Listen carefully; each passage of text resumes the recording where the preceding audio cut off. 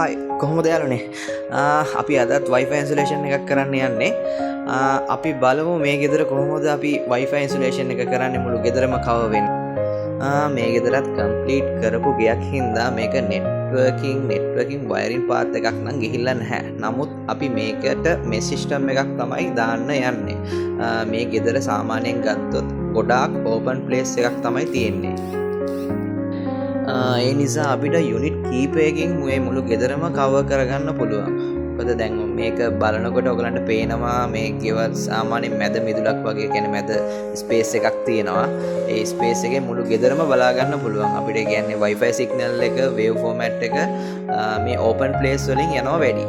ඒකෙන් හින්දා අපිට යුනිට් සීමිත ප්‍රමාණයකින් මේ මුළු ගෙදරම කවර් කරගන්න පුළුවන් Wi-Fi එක.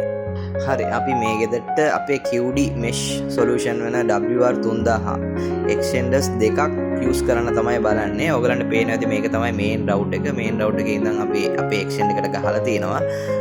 ඊට පස්සේ මේ සම්පූර්ණ area එකම අපේ මේ router එකෙන් cover වෙනවා. ඔයගලන්ට පේනවා ඇති. මේකට අපි පාවිච්චි කරේ මේ model එකෙන් unit දෙකක් විතරයි.